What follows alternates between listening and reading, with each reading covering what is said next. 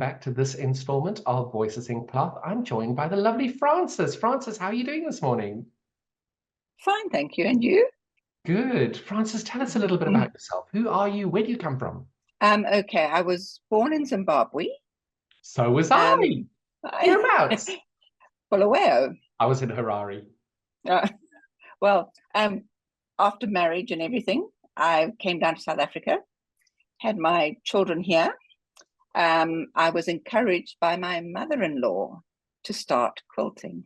Wonderful. Yes, I'm semi-retired. I still work 2 days a week, but the other days I quilt when I'm not working.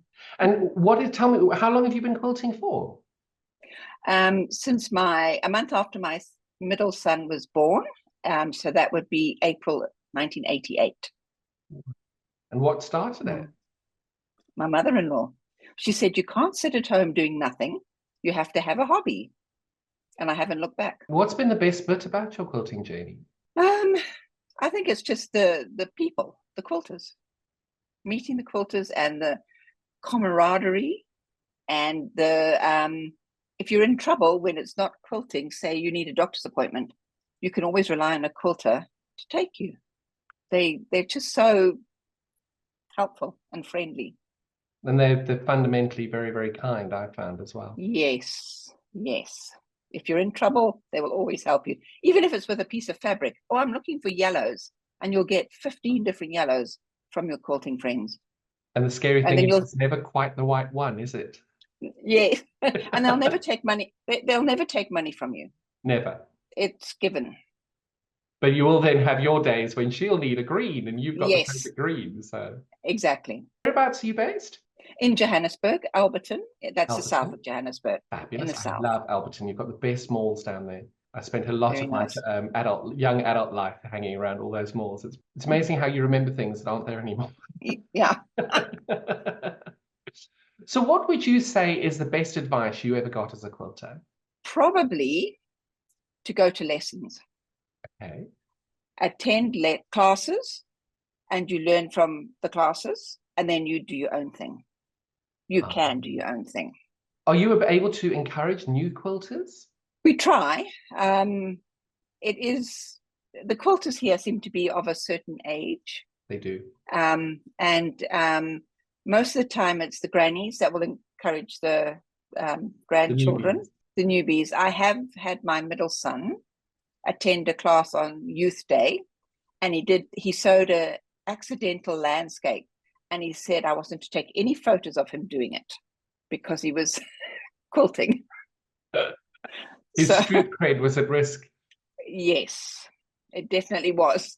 And would you say there's been a bad bit about quilting for you? Not really, although I did make during COVID lockdown a row by row quilt, and every single row I made a mistake, Oh and no. and I wanted to not do it, but then I decided no, I must carry on, and I did. I finished it, but that And you was enjoy it now that it's done? no, I've given it to my eldest son. He's got it. I'm guessing he likes it. Yes, Good. it's all to do with the sea, and he loves the sea. Do you have any quilting inspirations? As in to give to other quilters or for myself. Both. Um, I would definitely say when a quilter comes along, they must have lessons. I mean, that is you must have the basics, the bottom line. But I am trying to move away from patchwork and Oh, really? to do more textile art. Oh, you Mm, see, I did a podcast like this with my Tracy's. We do a podcast every week, and mm. what the recent podcast we did was we as quilters, do we call ourselves textile artists? And you were the first South African I've heard who's referring to textile art. So, are Yes. you a textile artist? Um, well, I have had artwork on display in an art gallery. There's a few lady quilters that you will probably chat to that were taking part in this. And we've got another exhibition coming up with Fiberworks, which Right. again, you'll probably have those ladies as well. They would have submitted quilts to you. So yes, my work has been on display, not sold, but on display, which To me, it's good enough. So you do consider yourself as textile artist? Yes, but I dip You back see, into everyone's quilting. reluctant. That's what I love and hate about it, because you know, obviously your work is hung in galleries and exhibitions. You're an artist. If you were a painter, you would tell people you were an artist. But because it's made of Yes, fabric, we don't. that's it. Yeah, we're reluctant to do that, It to is. say that. Do you think it's easier when somebody else tells you you're a textile artist to refer to yourself as such? Yes, I think it is. Yeah. There are obviously textile art groups around, which I do belong to one of them. And the encouragement is, again, magnificent. It is. You know, same as any other quilter.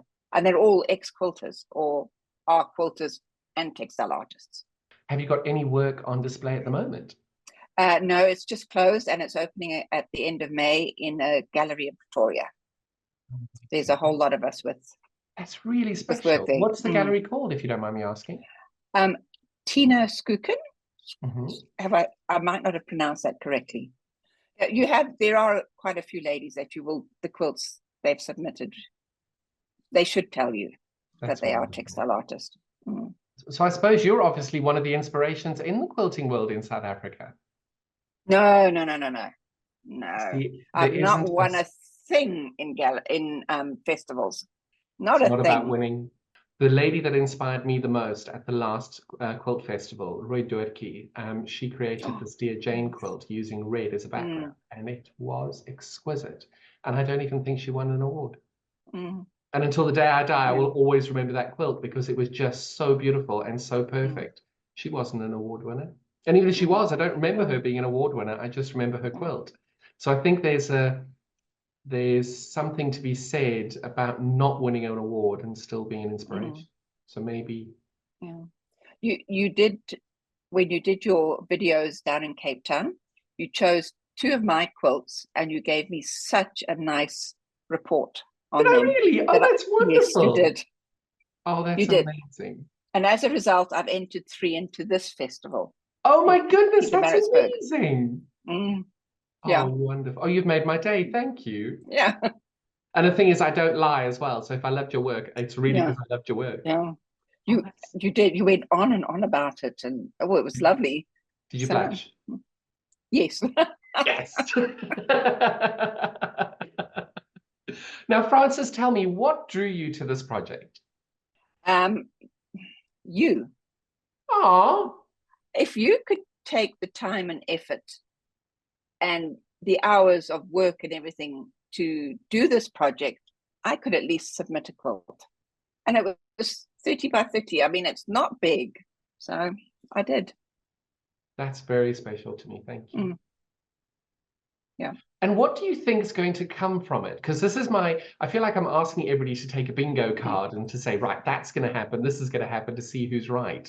Because I think it's when you've got a fledgling project like this and it's just starting out, you're always like, oh gosh, what, am I doing the right thing? Because I think any person has doubt when you start something new that's different. I think it's just a case of, it's interesting to see what other people's, not expectations, but maybe hopes are for it. Our home group did exactly the same sort of thing. We did paint chip paloozas, where we were in certain colors, and we had to make a 30 by 30 block, for our festival fundraiser. And the comments that we got, we thought it would be, we're not doing something right.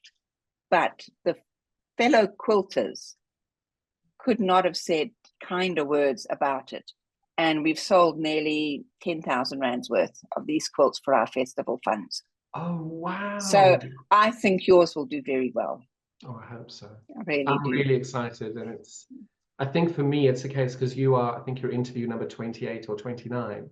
So I'm right at the very beginning of this process. I've never been so inspired by the people I'm talking to. And it's reinvigorating my love for quilting because of the people I'm talking to. Yeah.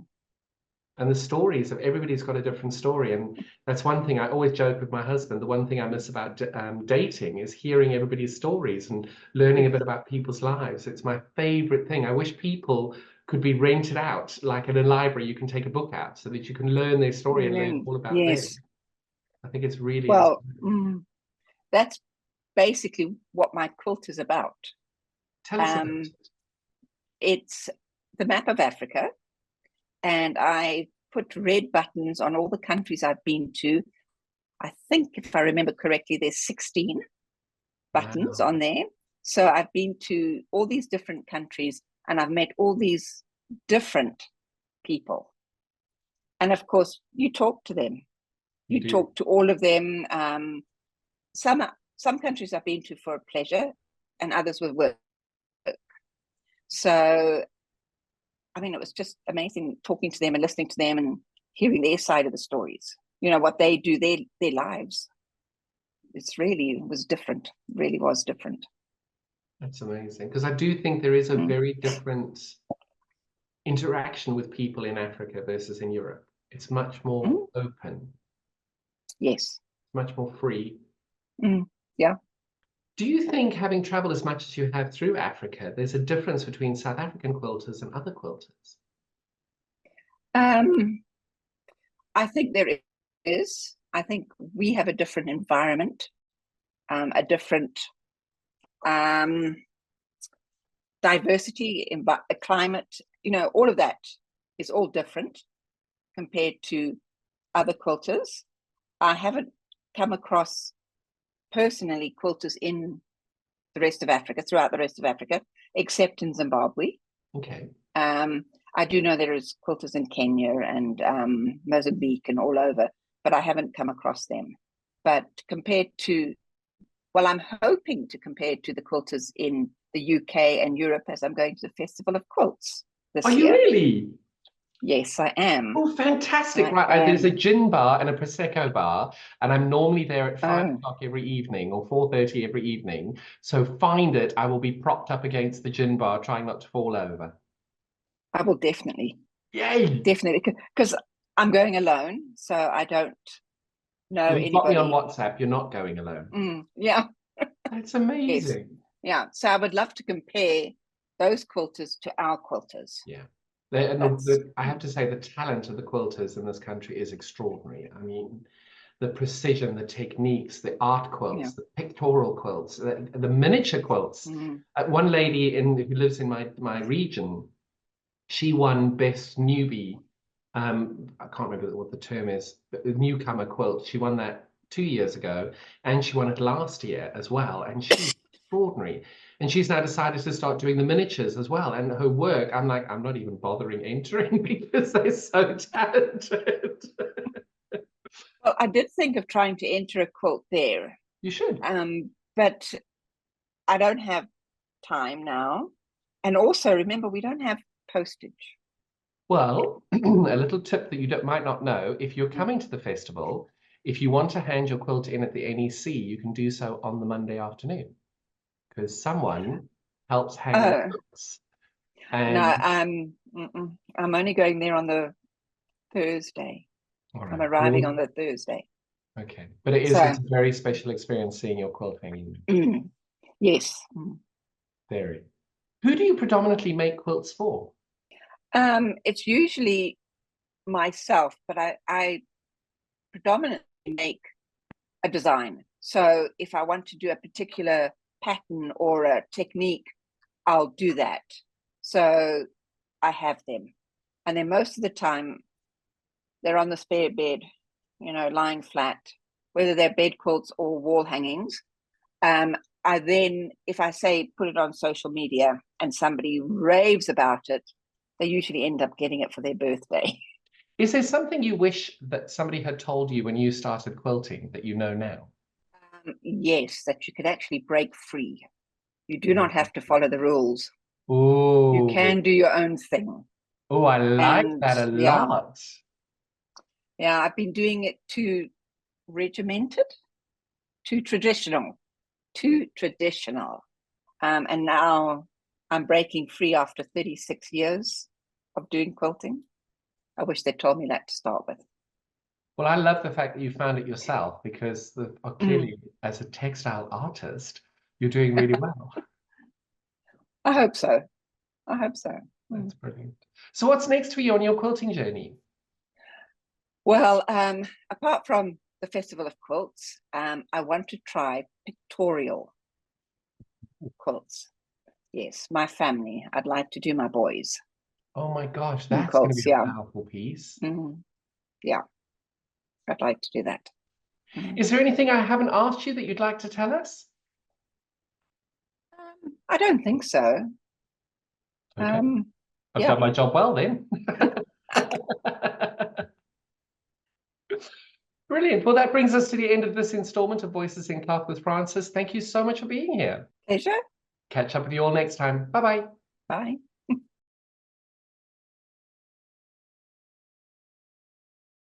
And as always, when your project goes awry, you've always got a quilter and one from South Africa who's going to come and help and help and help. And Frances, you are amazing. Hello.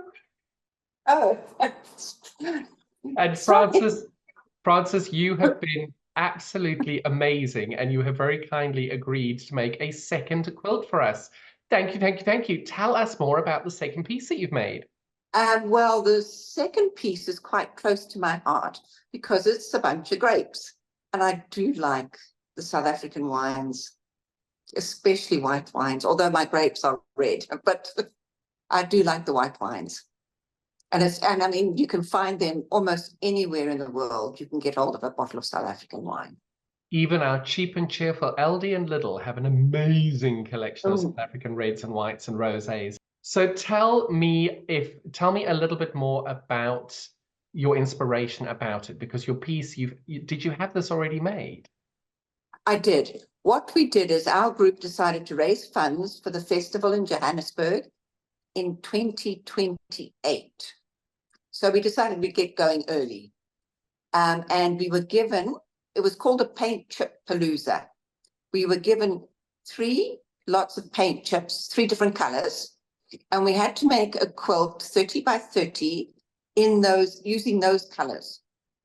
We had to have those colors in there. I, in fact, made a total of 4 quilts for it because I enjoyed it so much. The colors were not really my color scheme, so you had to be creative with the colors you had. Plus, you had to title your quilt from one of the paint chips names, the paint names. So it could have been daffodil green or daffodil yellow or daffodil orange, or so you had to choose it. So mine is grape whirlwind. So obviously one of my colors is grape and another of the colors is whirlwind. So we made them. We had a total of 89 quilts made. We have raised so far 10,800 Rand. So in order for me to submit this quilt, I have to pay 300 Rand to get it back. So I've sold the other 3 of my quilts, so that's a good thing. So I mean, I can pay 300 Rand to get it back, to donate it to you. Well, I'm so grateful that you have. It's helped, saved our bacon, and I'm very grateful. Thank you. Tell me, problem. what did you put on that was red? Oh, it's a ladybug. Oh. A ladybird. Yeah, just a little ladybird that's red. I'm sure they're all around the grapes down in Cape Town. So I thought that would be the red bit. I was thinking of doing writing, and then I thought, nah, this is more in with the theme of the grapes. And I can't thank you enough for coming towards us. And obviously you've got a little bit of a continuity difference here because one was filmed after the other. Back to our normal feed now. Thank you so much again, Frances. I really appreciate it. No problem.